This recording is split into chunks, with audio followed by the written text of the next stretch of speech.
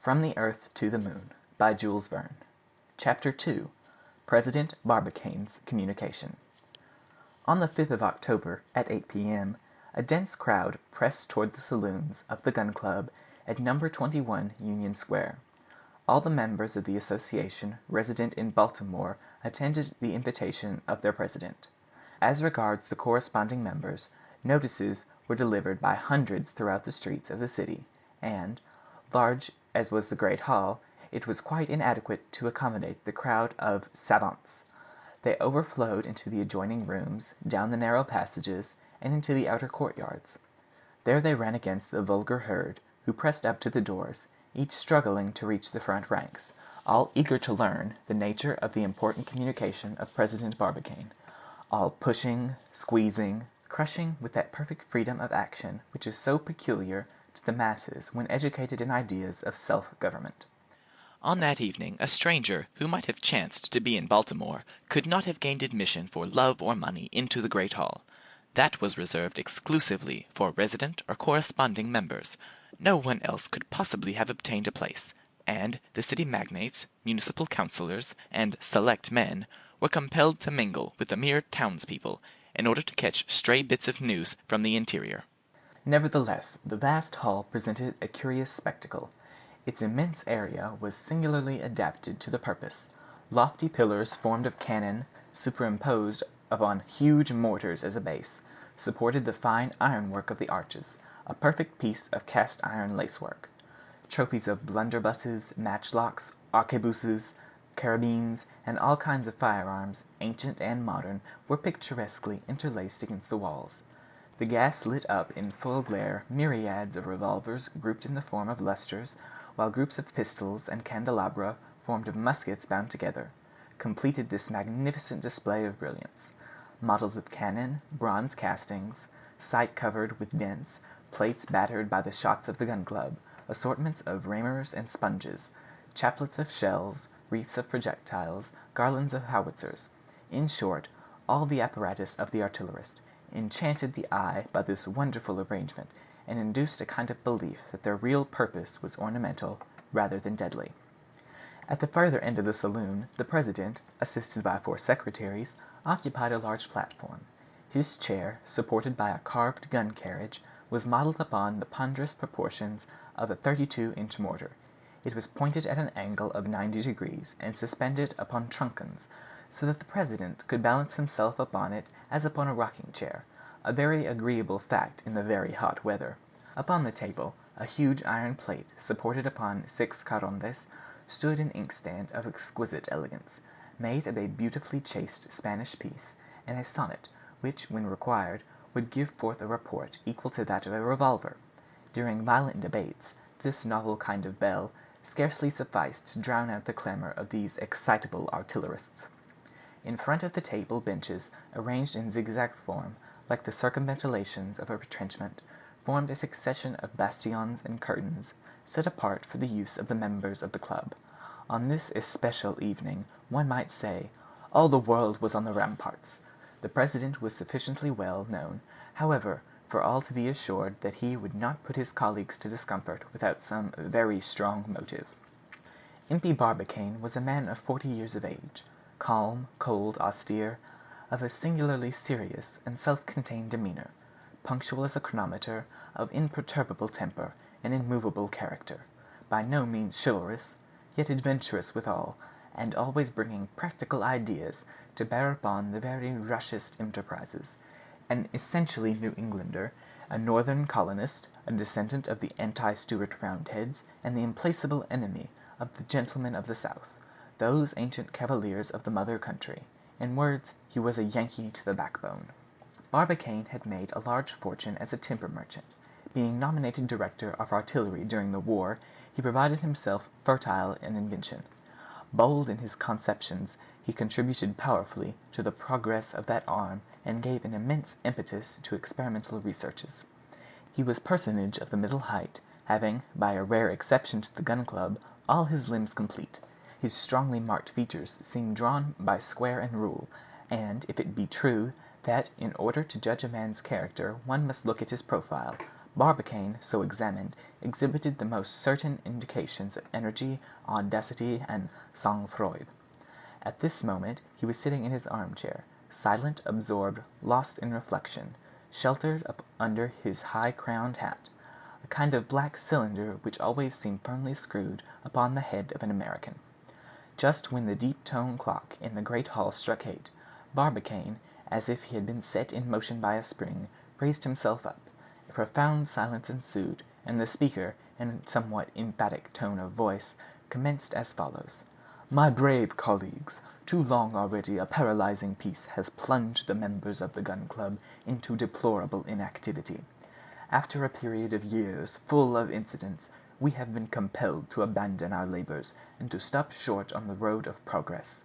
I do not hesitate to state, baldly, that any war which would recall us to arms would be welcome." Tremendous applause.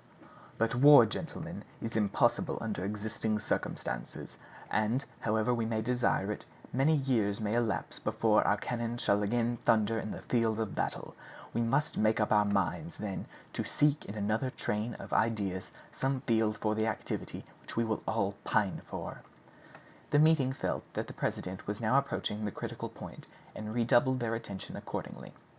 "For some months past, my brave colleagues," continued Barbicane, "I have been asking myself whether, while confining ourselves to our own particular objects, we could not enter upon some grand experiment worthy of the 19th century, and whether the progress of artillery science would not enable us to carry it out to a successful issue.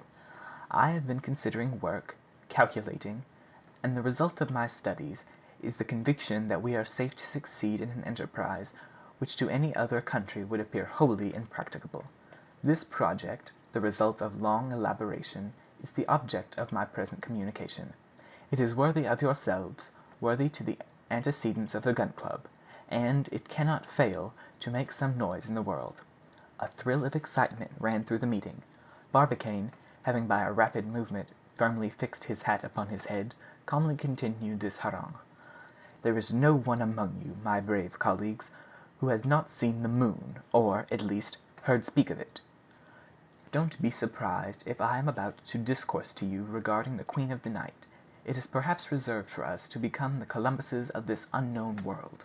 Only enter into my plans and second me with all your power, and I will lead you to its conquest, and its name shall be added upon those of the 36 states which compose this great union."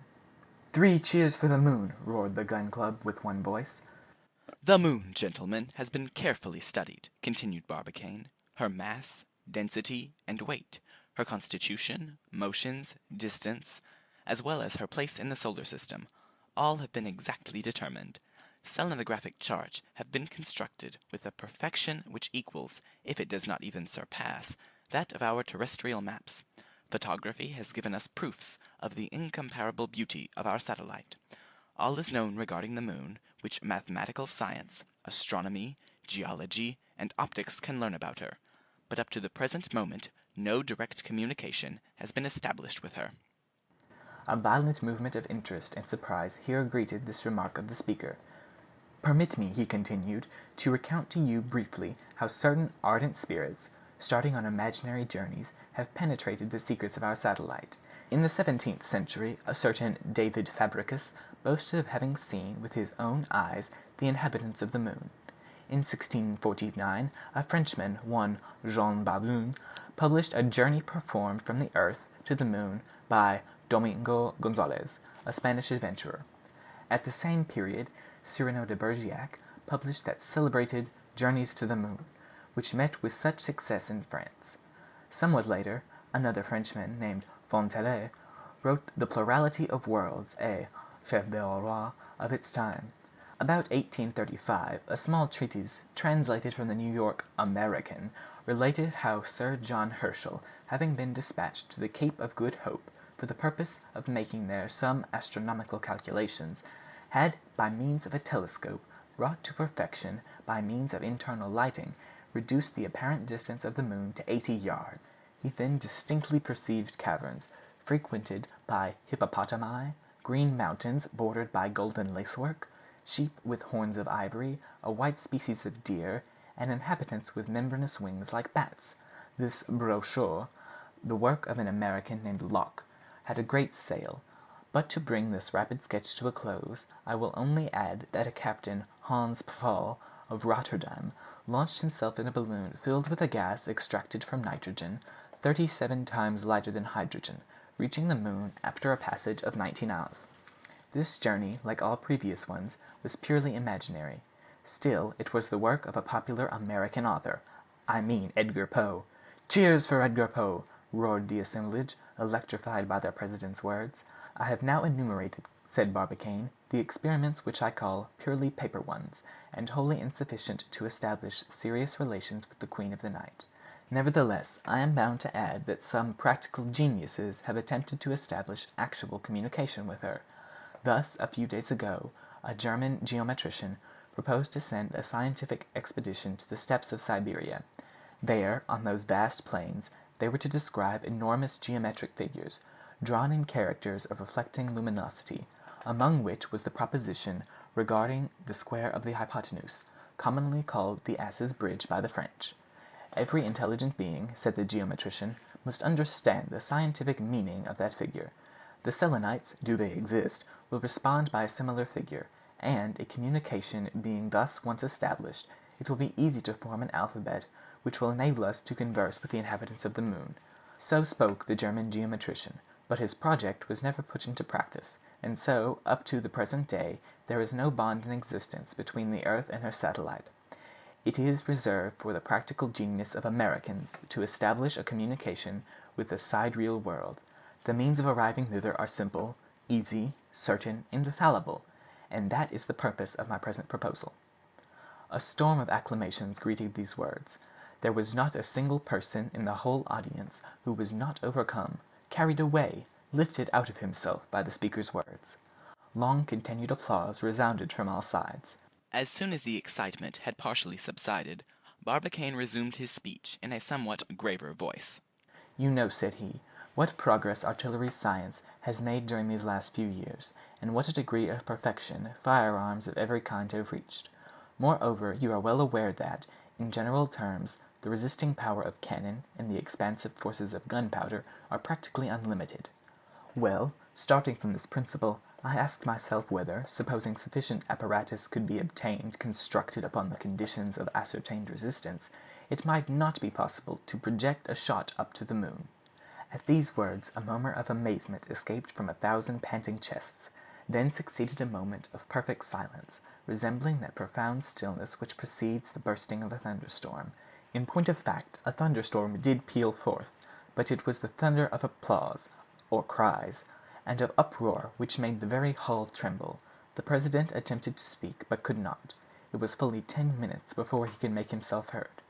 "Suffer me to finish," he calmly continued. "I have looked at the question in all its bearings. I have resolutely attacked it, and by incontrovertible calculations I find that a projectile endowed with an initial velocity of 12,000 yards per second and aimed at the moon must necessarily reach it. I have the honor, my brave colleagues, to propose a trial of this little experiment." Chapter 3